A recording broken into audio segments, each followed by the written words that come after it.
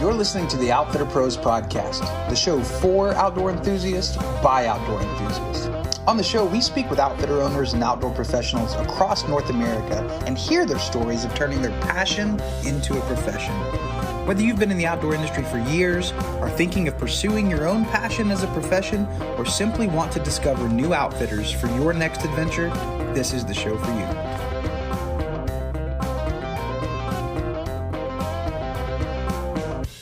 On today's episode, we get to speak to Zach Collier. He is the founder, the owner of Northwest Rafting Company, and let me tell you, this episode is phenomenal. From starting as a river guide to working his way up the trip leader and river manager to now being an owner and founder of a rafting company, Zach has tons of wisdom, tons of insight into exactly what it takes to find success in running an outfitter business. So we talk about marketing, we talk about things that are hard and challenges along the way. I am sure that you are going to love this episode. So without further ado, let's dive in and hear what Zach has to say about his story. Well, Zach, man, welcome to the Outfitter Pros podcast. I'm super pumped for our conversation today and to have you on the show today. And how you doing, man? Doing good. Yeah, I'm happy to be here. This is going to be fun. Yeah, this is, we just connected a couple of days ago and it kind of this got brought up about doing the podcast. So I got to hear your story kind of already, a little bit of it, and we're going to dive a little bit more into that today. And I'm excited for the wealth of wisdom and knowledge and experience that you have to offer. You may not feel that about yourself, but I think you have a ton of good things that our listeners are just going to really love. So kind of how I start these shows out, right? I obviously want to talk about what you're doing now, but I want to talk to like, how did you even get to that point, right? So like, man, did you grow up in an adventure family? Like what was your experience like outdoors when you were a kid? Well, my dad worked for the Boy Scouts, so I was obviously a Boy Scout. And, you know, the Boy Scouts is a lot of like camping, camporees, tying knots, starting fires. So and my dad would take me to camps all the time. I would sleep on picnic tables and just do like Boy Scout stuff. So I did a lot of that. And that led me to Boy Scout camps, right? Spend the summer working at camps. And through those camps, I discovered like backpacking and eventually kayaking at one of them. And this wasn't until I was in college. Like I didn't grow up doing adventure stuff. It was just more like out like camping, like Boy Scout stuff. But once I discovered kayaking, rock climbing, that kind of stuff, I sort of took to it, and especially kayaking and skiing, of course, but kayaking was amazing to me. And I went as much as I could. I got obsessed with kayaking, and eventually that led me to becoming a guide because I wanted to be closer to rivers so I could kayak more. You know, I'm like, how do I kayak more? Well, I could go be a river guide and then after work go paddle. So that's kind of how I got into boating and guiding in particular. Man. So did you grow up? You're in the Pacific Northwest. You're in Oregon. So is that where you grew up? I grew up in Reno. Okay. So Reno, Nevada. And then went to college in California and then learned how to do all the stuff in the Sierras and learned to kayak on the American River in California. Wow. It's interesting because like I'm the opposite. So like I started out being a raft guide and then I got into hard boating. And so it's like, and that seems normal for most guys that push rubber. I was like, let's try to do some hard boating and see even though as much as we cuss the hard boaters when we're trying to go down the river, like and vice versa. And when you're kayaking, you're cussing like the raft guides too. Yep. Right. No, it goes both ways. That's for sure. But so like you grew up doing the Boy Scout thing, getting into kayaking and like wanting to do this as much as you can. So like, where was the first river that you guided on? The American. You said it was the American. Now, how long did you spend on the American River? I did one season. I only planned to do one season. I was in grad school at that point, planned to be a teacher, was excited about being a teacher. And like, I'll just do this guide thing for a season and then fell in love with the Tuolumne River. I went and kayaked at Tuolumne. I then took some friends down the Tuolumne on a raft trip. And I said, if I could guide this river, I'll keep guiding. This river is amazing. And applied to get a job as a raft guide on the Tuolumne. And they don't hire second-year guides there. It's just a thing that doesn't happen. But I got super lucky. This one company was kind of desperate. And they're like, hey, if you can hang, like you have to prove yourself, we'll give you a chance. And I did everything I could to get that job because it's a river that I love. And I spent 7 seasons there. Like I that's the place I like. I became a raft guide. I did the one season on American just to do the raft guide thing, but that's where I said this is a thing I love doing. And at some point made a decision. I was kayaking a lot, the Tuolumne is a great place to river guide because Cherry Creek is right there. So on your days off, you can kayak this amazing class Wow. 5 run. And so I was starting to go down this like hardcore kayaking path and this more like guiding path. And at some point, I made a conscious decision to really focus on guiding. Like I Mm. love the profession of guiding. And so I still kayak, but I didn't like give everything up to go paddle hard stuff all the time. I really made sacrifices to go guide more places and to really focus on that profession of river guiding. Wow. That's man, it's so funny because like when I found kayaking when I was in my early 20s, yeah, Uh, late teens, early 20s. And that's I just wanted to be a professional kayaker, like this is all I want to do. Like I wanted to do that more than yeah. the guiding, just because I loved only having to worry about me in the boat and not Hmm. anybody else.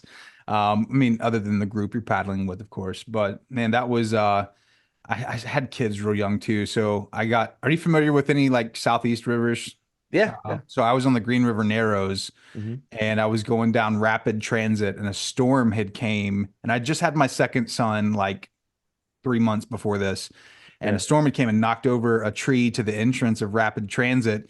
And you like there's a boulder and then there's this log, and you had to do this like wheelchair move in between the boulder and the tree. And I missed my left side stroke, and it pushed me into this like micro eddy behind this boulder, looking up at a 45-degree like water slide here, and this like undercut behind me. And I'm like, how the crap am I going to get out of this? Like, what do I Yeah. do? And I was like, the only thing I can do is to try to ferry across and then make my way down. But as soon as I went in the current, dude, it flipped me and I got pushed up into this undercut, and it was just like black. And I'm just like, I'm dead, man. This is it. I'm gonna die. And I saw green water. I rolled, and my friends are all like white faced, and they're like, bro, you were gone. And I'm like, yeah, I know. And I've kayaked one time. That was 10 years ago. I've kayaked once since then. I've Really? rafted again. I've rafted several times, but I've not gotten in a boat. Life got in the way. I have Yeah. 3 kids now, and it just got to the point where it's like I don't have time to do it as much as I used to. Yeah. So now it's my kids are at ages where it's like I'm gonna buy a raft next year, and we're just gonna start Mhm. rafting more versus the kayaking. But Yeah. I still love it, and I always wanted to be Pat Keller. That's who I wanted to be. I just wanted to be running big class 5 creeks and doing drops, and just wasn't. And I did some of it, but it just wasn't for me in the long run. Yeah. I Um, mean, I remember kayaking and looking at a rapid thinking if my main focus in life was kayaking, I would have to run this rapid over and over and over to prove my value. And there's some rapids out there that are messed up. And so there's some that you might want to do once, but to like when you're a professional kayaker or a high level kayaker, you are on a regular basis running really big rapids. yeah, And once I had that realization that I would have to, if I wanted to paddle at that level, run really big things, the risk just got to me. And I said, I want to, I think guiding's a great way to spend time outside yep, and it has its own challenges. yeah, And I yeah, still kayak all the time, but mainly like I stick to class 4. Like I yeah, rarely push it anymore. yeah. No, and I would agree. I think if I were to get back into it, like as my kids get older, I would just want to go do some like play boating, and maybe we'll do Yep. some class 3 stuff, like, but just real chill. I don't need to Yep. prove myself, I don't need to do that anymore. But man, that's cool. So now let's talk about now. Where is the Tuolumne River? I'm It's not near familiar. Yosemite. Yeah, Okay, it's in the cool. Sierras, so it's near Yosemite. It starts in Yosemite, and the section that gets rafted is outside the park. And so it's in the Central Valley, California, centrally located near the Bay Area. Yeah. So you did that for 7 years. Mhm. You guided there for 7 years. I mean, what was that transition like? Because obviously you came to where you're at now. Like, how did you make that transition from leaving the river that you loved to seeking out a new place? Well, the company I worked for, Echo, I then had a chance to go do a middle fork of the salmon trip while I was guiding the Tuolumne and went there and I fell in love with that then too. I was like, oh, the Tuolumne is really cool. but I love the 6 day trip, the Mhm. longer length. The Middle Fork, there's a lot of adversity. There's a lot of challenge to it that I really like. There's like fires and landslides and there's adversity on the Tuolumne too, but I kind of enjoy the adversity of it. And I fell in love with that longer length of trip. And so I slowly transitioned from the Tuolumne to go work in Idaho on the Middle Fork of the Salmon. Wow.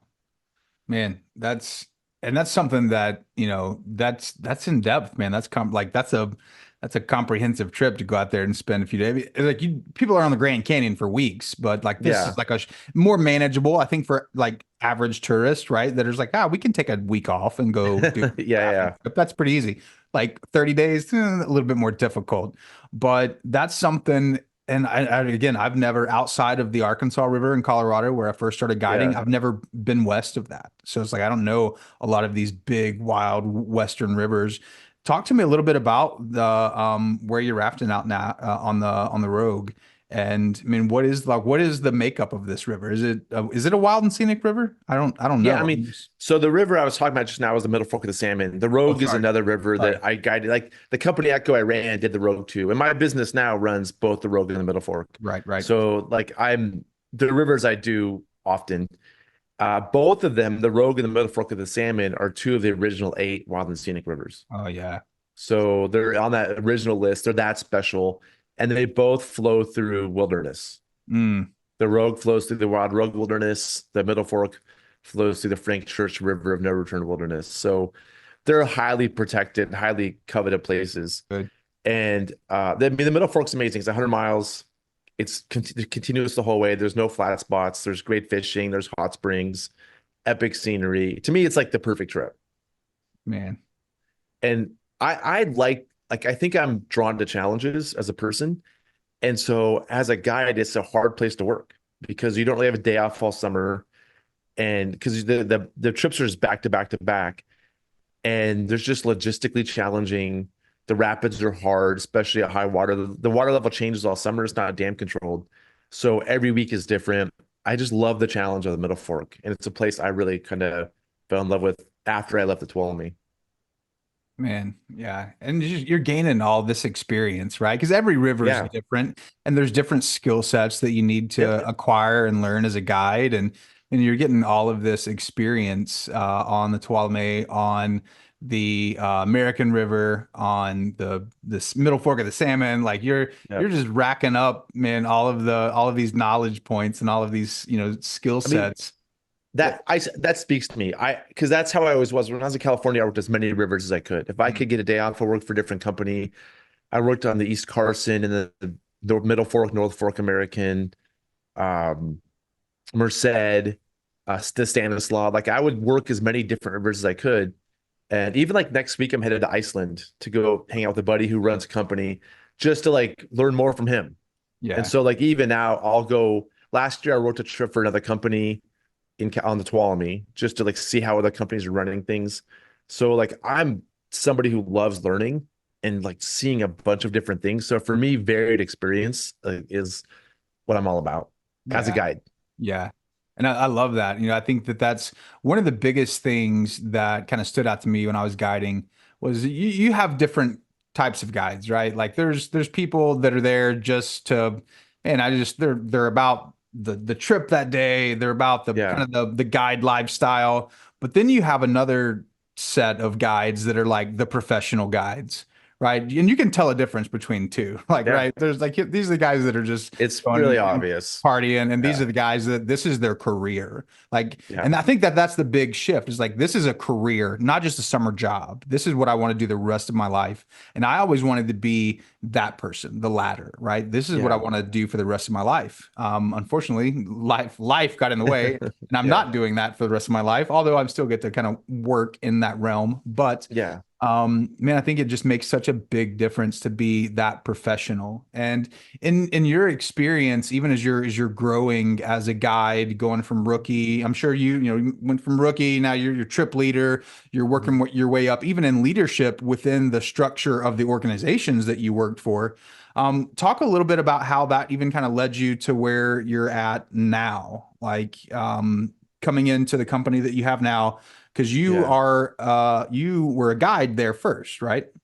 Yeah, I mean, the company I worked for was Echo, Okay. and it's a complicated story. I don't think we should get into because it's long Sure, sure. about how I went from running Echo to starting my own business, and eventually I have my own business now, which is Northwest Rafting Company. Yeah, But it's basically an extension of Echo, and it's a really complicated story. sure. But I guided the American for a year, went to the Tuolumne, guided there, like loved it.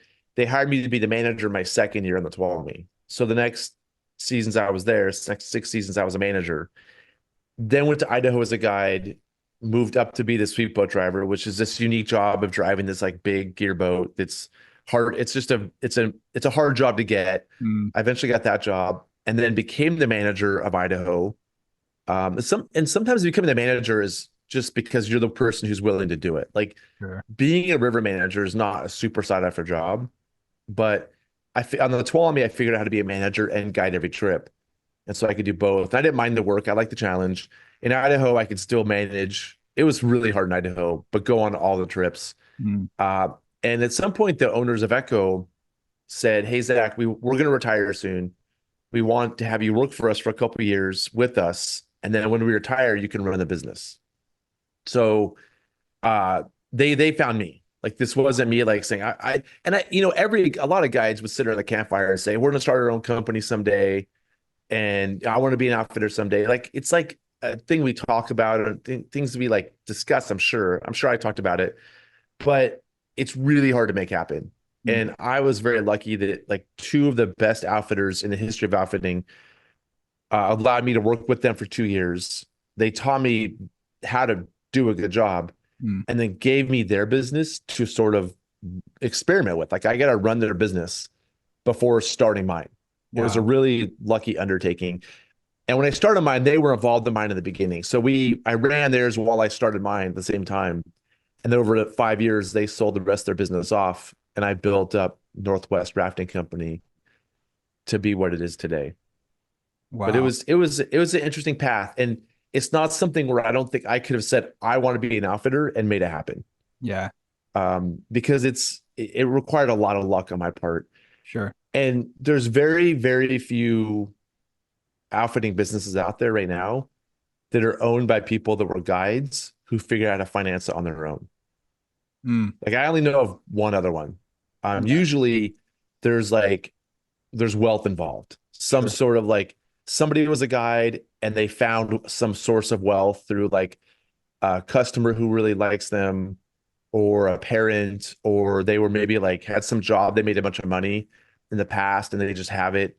But outfitting businesses are so expensive to buy because they're cool businesses. Like if they Yeah, weren't cool, they'd be cheap, right. right? But because it's a cool job or perceived as a cool job, they're pretty expensive. And so it's pretty rare for somebody to like go from guide to owner. And my path was because I had this opportunity to work with Dick and Joe, the owners of Echo, and they helped me build a path towards that. It was really Mm, hard, yeah, but I had that in my back pocket. Without that, if I just said I want to own a rafting company, I couldn't have done it unless I had like again wealth behind me, which I didn't yeah, have. yeah.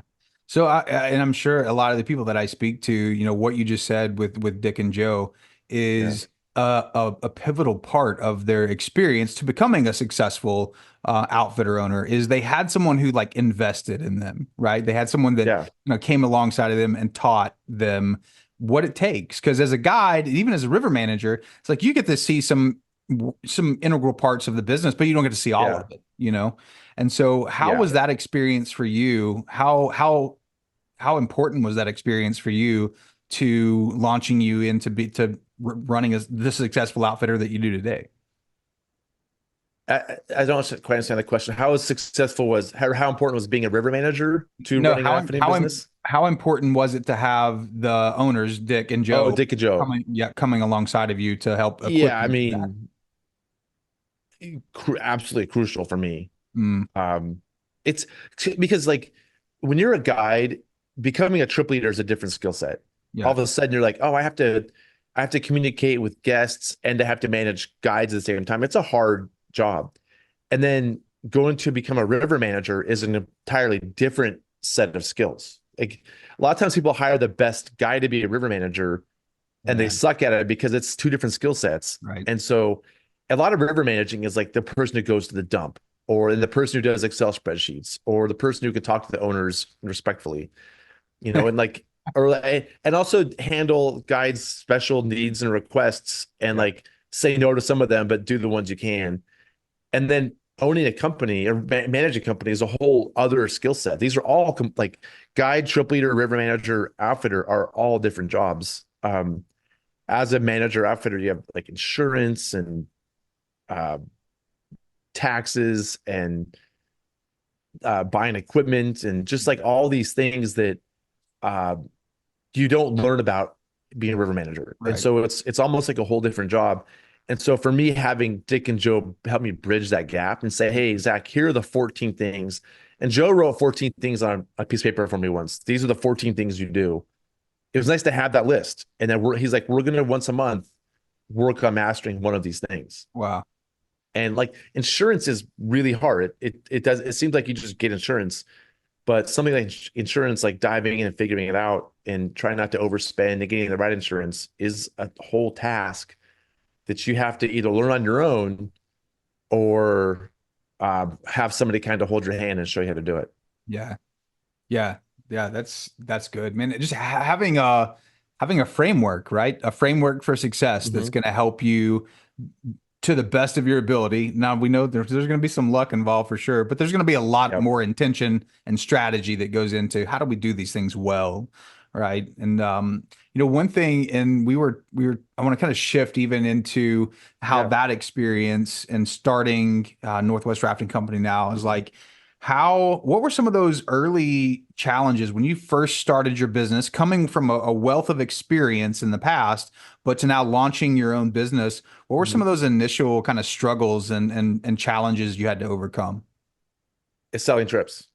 Like it's all about selling trips. And Dick and Joe gave me so much advice. I could just do a whole episode on Dick and Joe advice. Um, and Dick said, if you sell trips, everything else falls into place. And it's really true. Like a lot of problems can get solved with money. Mm, And if you sell trips, guides are busy, so they're happy. Uh, you make money to cover expenses. If you don't sell trips, like it all falls apart. yeah. Like you're not a business if you don't sell trips. And you can barely survive and like, barely pay the bills, or you can thrive and be able to buy new trucks and new equipment and pay guides really well.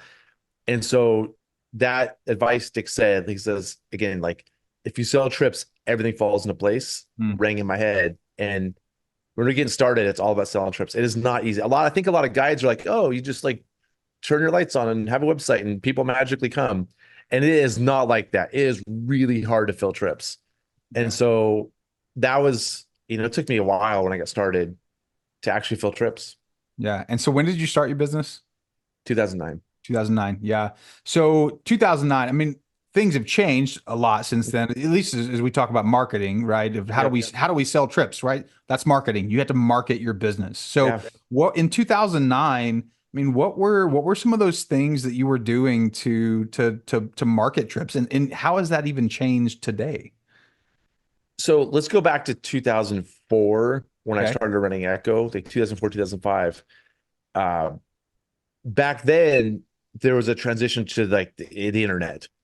Back in 2004, we were still sending brochures, we were still sending Yeah. postcards, and then SEO was a thing, like get on the search engines, and paid marketing, paid ads were just coming up.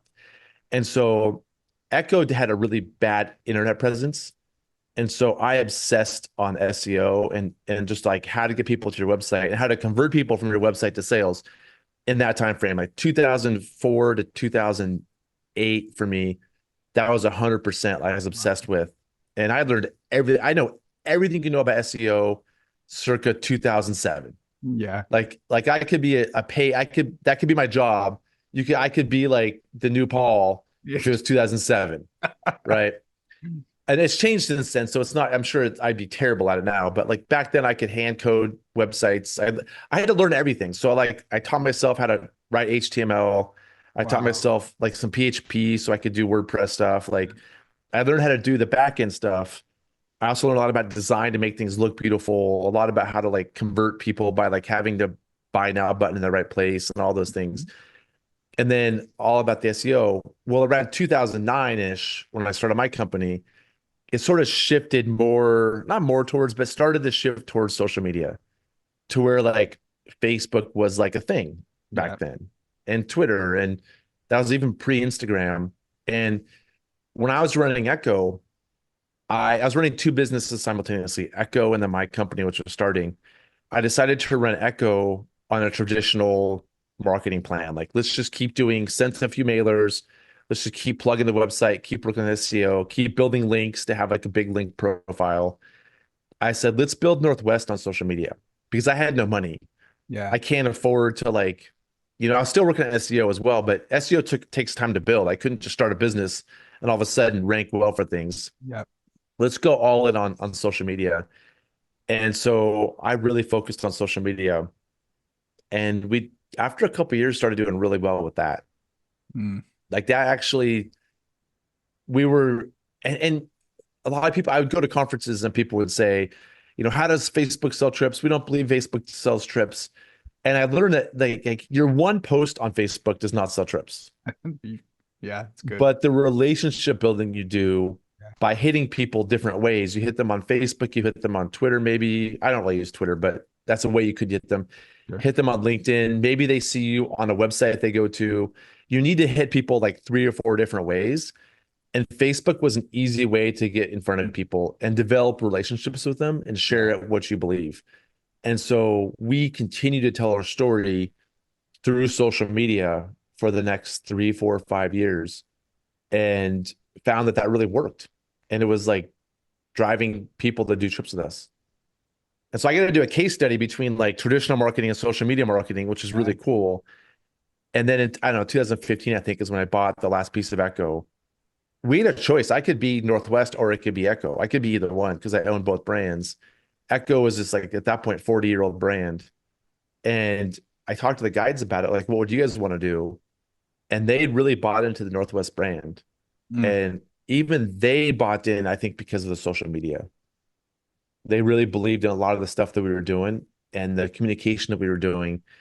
And so I really felt like back then social media worked, and it still works now for sure. Yeah. But that was, I think, the transition period, that 2008 to 2014, 15 time period.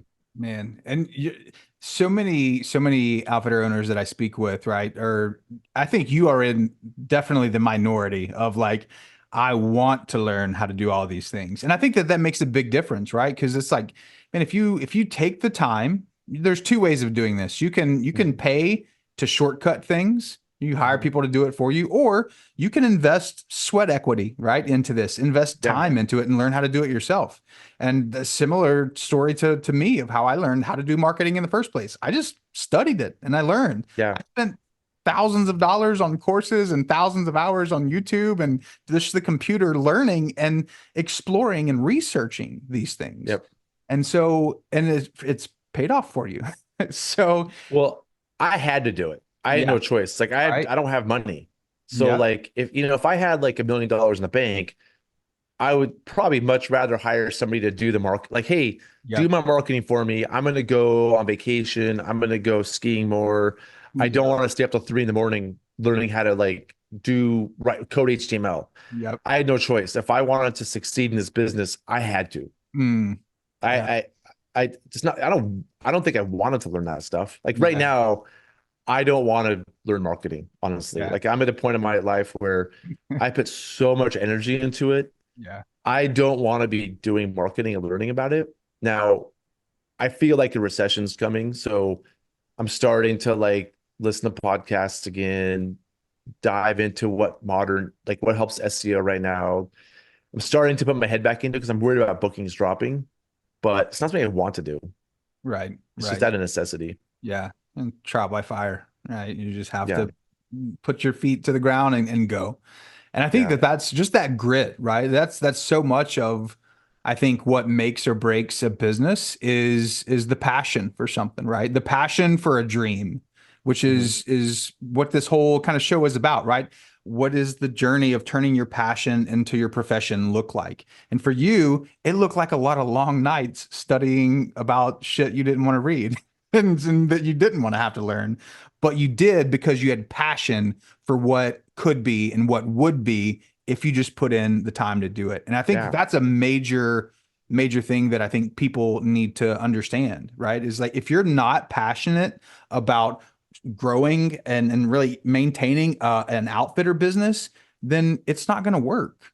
At some point, it will fizzle out because you're going to get tired of it and you're going to say, why am I doing this? And you're going to give Mhm. up.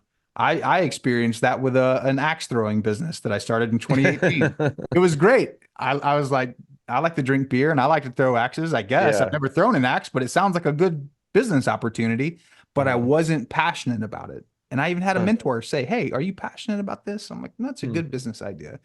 And ask me if I'm still doing axe throwing. No, I'm not. Wait, So, did you have one of those places where people go to, like it's a physical establishment and you can rent so an axe throwing lane and throw axes and drink beer at the same time? we did. We started out as a mobile axe throwing because there was Wow. no other axe throwing venue within a Hmm. 200-mile radius, and I had all these Wow. dreams of franchising and Yeah. expansion, and so we didn't. There was no competition, so we didn't have to have a brick and mortar immediately. We didn't know if it would work, so we Yeah. partnered with breweries, and we would go do pop-up events at breweries That's until fun. one brewery was like, "This is the best crowd I've ever had on a Monday night. Do you want to come every night and just be here?" And we were like, yeah, let's do it. So we built out our axe throwing in kind of their warehouse area.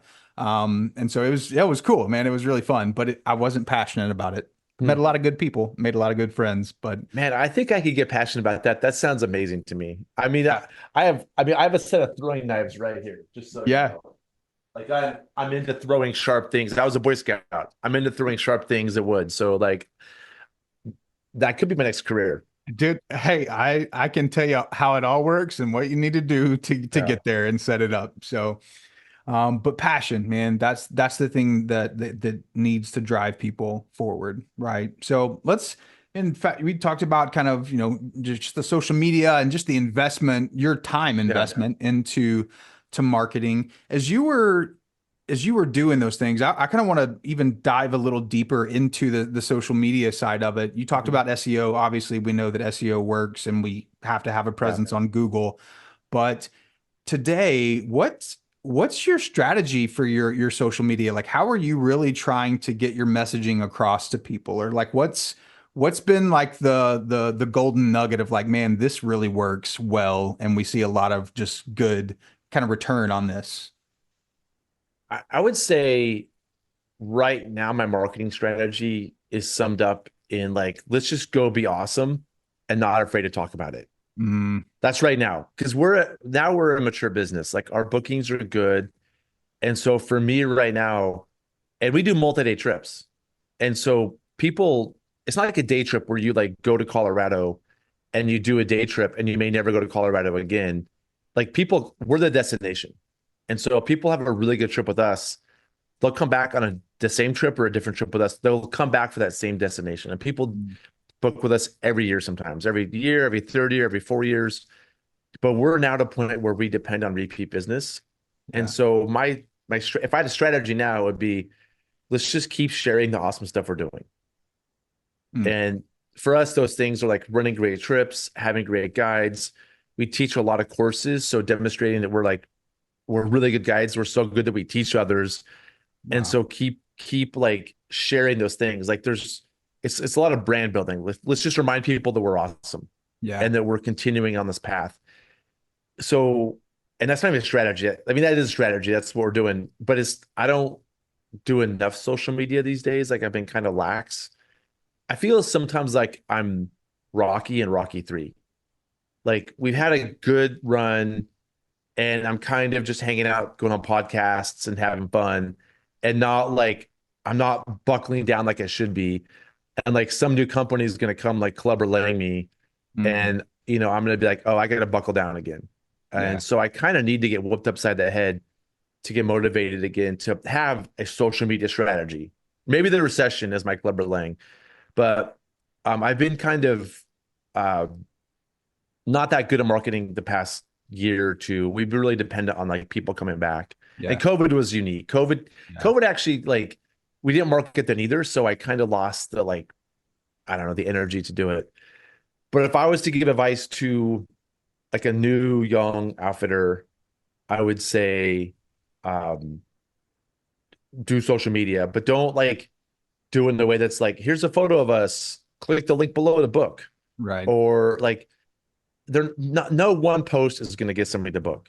Nope. Like you need to become an expert. And you're not just marketing to customers, you're marketing to your guides who are learning more about you as a business.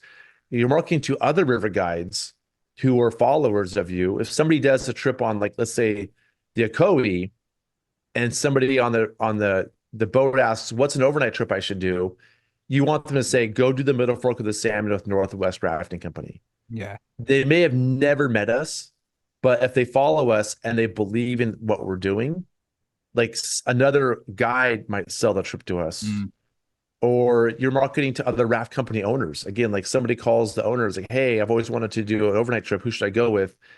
If other people, even in the industry, understand your brand, they'll sell the trip for you. So Mm. I wouldn't think of social media as like selling. You post and a customer sees it and they book. You're just sharing what you're doing, Yeah. and you need to have repeated hits. Yeah. And back when we were doing the mailing flyers thing, back when that was a thing, mailing catalogs, and it's some people still do it, and I'm sure it works. But I remember going to an American Outdoor show, and somebody spoke about like buying targeted mailing lists, Mm. and it was really expensive. You could buy a mailing list of people who were like 50 to 70 years old, who like cycling, who you can target on Facebook right now. Yep. You could buy that list, and it was too expensive for one outfitter to buy. So five of us went in and do it together. We bought a list and we split it into fifths, and each of us got 1/5 of this expensive list. And I mailed to the list and got no response, Mm. like zero. And so a year later at American Outdoors, I went to the people who presented. I said, that sucked. That didn't work. And they're like, how many times did you mail? I said, one. And they're like, no, Mm. no, no, one doesn't work. You need to hit them 3 times. Yeah. But we couldn't afford to. Like, it was so expensive to buy the list, and mailing is expensive. Like, you have to design it, print it, put postage on it. And that made me realize, like, to market to anybody, you need to hit them multiple times, ideally multiple ways. Yeah. And I think that's what social media is. Like, people need to see you, like somebody might see me on this podcast right now, right? And they're like, oh, Zach's a dummy, and that sucks. I lose out on that one. Or they might be like, huh, seems like a nice guy. He's not the worst. And then maybe they see a social media post I put up in 3 weeks. And then maybe they see us on a website somewhere, a different thing. And then their brother asks them, who should I do a Middle Fork of the Salmon trip with? That's how we sell trips. Yeah. That's what I believe works. It's like a lot of different things Yeah. and a lot of different hits. And it is branding. Yep. When it comes down to it, it's like you're building how people perceive you through multiple streams of communication. Yeah. Yeah, that's good. And that's like we call that in the marketing side of things, we call that like an omnipresence, right? Having omni-channel marketing, meaning just multiple touch points between different channels. Because when you Mhm. can begin to be everywhere, when you're showing up, whether it be a postcard or a mailer in the mail, or you're on social media, or you're on another website that, like America Outdoors, which that's more for Yeah. outfitters in general, but directory sites, things like that. It's like you start spreading your brand everywhere, and all of a sudden it's like you're top of mind, right? You're like, Yep. I've been seeing these guys in different lights in different ways. And I think one thing that I love that you've not mentioned yet, we talked about it on our call the other day, kind of your shift to inwardly, right? We're going to provide the best service possible. Yeah. That's where I'm going to focus some attention, is training my guides, training my team, really running just the best, absolute Mhm. best rafting trip that anyone could ever possibly have, and how that's paid some dividends for you guys. And I think what's interesting is you're talking about sharing on social media. You're talking about just like, we just need to share that we're the best. Like your investment into your team and in making them the best is actually being able to be marketed through social media now Yeah. in wanting to position yourself as the best. And so that's the biggest thing. And in other words, we want to show people just in business in general, maybe not just in outfitting, but just in business in general, we need to establish authority. Hey, we know what we're doing, right? And we're pretty damn good at it. We need to establish trust, right? Trust with our target market that, hey, these people know what they're doing, they have authority, but I feel like I can trust them. And that's where I think like when you are able to show guides' faces and guides, connecting and talking and things like that, showing your face and talking like we are on this podcast. Well, you're not showing your face on the podcast, but on the social, on the video side of this that we're sharing, Yeah. you're showing your face. So it's like, how can we connect a face to a brand? Because people buy into people, not just brands, right? And I think that that's a pretty critical component. Yeah, they do buy into people for sure. Um, I think they both work. I think Sure. and brand is a huge thing. Like, I think about brand a lot. It's just and it's hard to control brand. It's how people perceive you. Right. And so like I have a vision of a raft company brand based on what they're telling me. And then if I go kayaking and I when I go kayaking, I watch other rafting companies as much as I can. I'm always observing, like quietly, listening to the safety talks. I'm watching how the boat spacing is, how the guys are dressed. When I go kayaking, and there's a river right over by where I live, we go paddle all the time. I have my my impression of the brand is based on what I'm observing, Yeah. not on what they're telling me they are. Yep. And I think that's happening everywhere. And so, like for me, it's important that our trucks we have nice trucks, not just beaters that are, I can afford them now. We couldn't have, when I started, all I could afford were beaters, Yeah. but we have nice trucks that look good and that we wash them. And it's important that our guides, dress professionally and are wearing the right equipment and not swearing at the put-ins. And like our brand is controlled by how we interact with the world. Yeah. And so I feel like we're at a point of maturity where if we have a customer base big enough now to where I don't need to like work so hard on SEO to find customers like I did when I started. I'm at a point where I need to invest in making sure our guides are great representations of our company and pay them better so we have the best guides we can and they're really happy. And that I hope will fill trips for the foreseeable future. Yeah. Yeah, no, that's really good, man. And I love how you even just kind of like taken us through the transition of like what growth looks like, right? Here's where we were at when we started, and here's the things we invested in and things that we really put a lot of thought and intention into. And Yeah. here's as we've grown, new challenges arise, right? You're having to think differently than you did before. And I think that's one of the beautiful things about being a business owner, right? Is that we're always having to adapt and we're always having to kind of grow with our business. And we don't ever Yeah. get to a point where we're just like, yep, we've arrived. It's there's always work that needs to be done. Yes. So I think that's man, and that's a big reason that you found the success that you have. So man, I think yeah, I'm super encouraged. It makes me want to go start another rafting business again. But Well, I mean, they're I'm too hard old now. businesses. I'm not sure you want to do that. They're Yeah. very hard businesses. Yeah, no, I think I'll just continue to do it for fun. Yeah.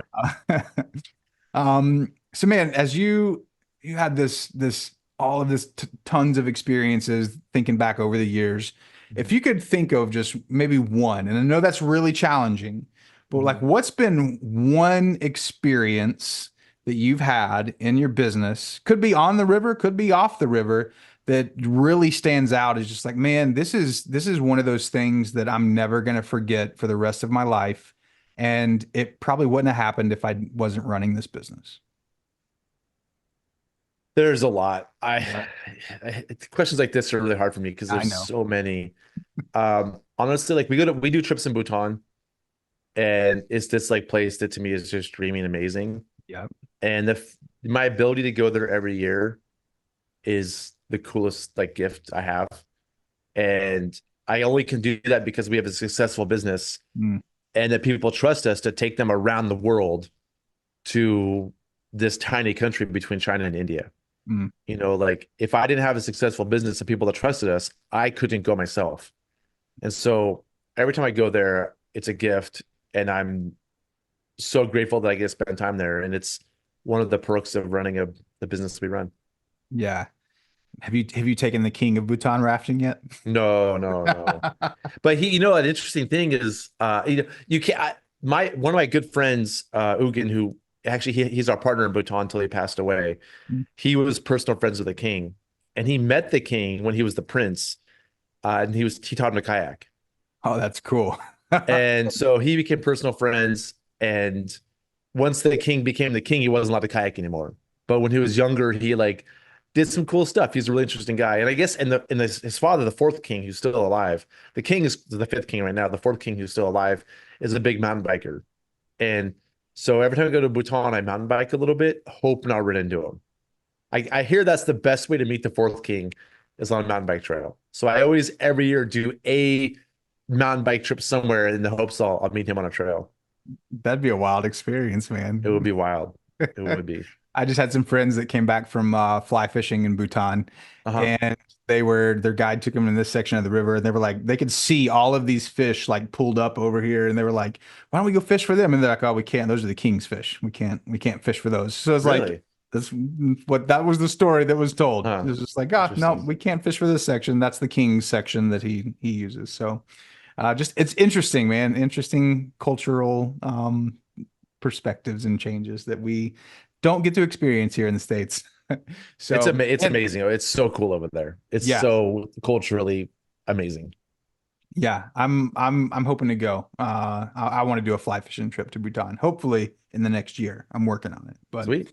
um, man, that's no, that's really good. Just being able to find some freedom to do cool things and have cool new experiences, like going to Bhutan to go rafting and having people that trust you to do that. Mhm. That's pretty amazing. Um, man, I could go on for hours talking with you, Zach. I wanna honor your time, and I want to honor the time of our guests as well, Yeah. or our listeners. So I always kind of like to wrap this up, and you've Mhm. given tons of great advice for people wanting to start an outfitter business. But if you were speaking directly to one of those people right now, and you're sitting down, and they're like, "Man, what is just like the pivotal thing that I need to know to start this business?" If you could encourage them on, if they're as they're thinking about launching an outfitter, what would that encouragement be? What would you say to them? I'd probably say don't do it, honestly. It's a really hard business. It's really hard. It's not, I think people perceive owning a rafting company as a very cool job and like very chill and you're just like living the dream. But if you want to do it well, it's really hard. Mm, I mean, um, in terms of managing river guides, it can be really hard. Um, Selling trips is really hard. Um, there's not a lot of money in it, so it's hard to you have to figure out where to put the money. Do I pay people well? Do I have good vehicles? Like it's stressful. Do I get to keep some money so I can have a good life? Like it's not always a well-paying thing. So I'd honestly be like slightly discouraging. To be honest with people, like it's really hard. It takes a lot of energy yeah. to pull it off. But if I was to give them advice, it would be what Dick told me. Like if you sell trips, everything falls into place. Mm, And the secret is you got to learn how to sell trips. And that's just like that's the foundation. Like you have to figure out marketing. Like how are you going to fill these spots? You can't assume they just magically fill up. And once you take people, they have to have a good time. mm. And that's not as easy as you would think to make sure they have a good time. And so, yeah, I would just repeat Dick's. My first advice would be like, think about it pretty clearly, because it sounds very romantic. Yeah. Um, but if people choose to do it, I would say like focus on selling trips. Mm. That's really good, man. That's wise words from a man who's experienced a lot of things and grown a successful rafting company. So, man, I know I'm sure I can speak on behalf of the listeners that this has been a super valuable. I've enjoyed the heck out of it. Man, Yeah, me too. where can people find you or connect with you if they want to learn more about what you do? The best way to connect with me is I have a YouTube channel. It's super dorky and like I'm like slightly embarrassed of it sometimes. I'm putting myself out there, but it's right. Just talk about rafting stuff. It's called Gear Garage. It's probably the thing I like, I don't know, spend the most time on now. Not the most time in my business for sure, but like it's a fun hobby. It's probably where I spend the most of my hobby time. And so I'm always looking for subscribers. So maybe don't watch the episodes because I'd be embarrassed if you did. But if you subscribe, it make me feel really good. Or just go to our website for the company, Northwest Rafting Company, just to see the stuff that we're doing. We do a lot of classes for both guides and private boaters, and of course, do overnight trips. Man, that's great. And as always, I'll put the links to all of those things in the show notes here. And yeah, go check out Zach and his company and his YouTube channel and subscribe to it. Subscribe. Maybe don't watch it because it's not that good, but I'd love to have subscribers. Oh man, that's so good. Well, Zach, man, I really just appreciate your time today, and I've really enjoyed talking Yeah. with you, and I'm excited that you continue to follow you along on your journey and your YouTube channel. So Yeah, this has been fun. Thanks for taking time to talk too. It's fun. It's fun to like relive all this stuff and like me yeah, talking about it helps me rethink about this stuff. And I'm like, oh yeah, maybe I need to not be Rocky and Rocky 3. I need to buckle down. So this is a good reminder to me to like get to work. So thanks for the motivation. yeah. Well, the good thing about Rocky 3 is that Rocky 4 happens after it, and you get to come out on top of the world. So I'm You just got to saying, get there though. you got to get there. It's true. Yeah. All you have to do, Zach, is go to Russia and train in the snow. That's it. But hey, man, I appreciate it, and yeah, Yeah, looking forward to seeing where you go from here. cool. All right, take care.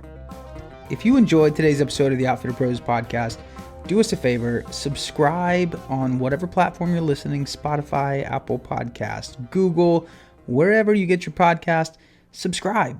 And the second thing you can do is leave us a review. This really helps us to get more traction, get more exposure on the platform that you're listening to, so we can continue to share the stories of outdoor entrepreneurs across North America and inspire the next generation to pursue their passion for their profession.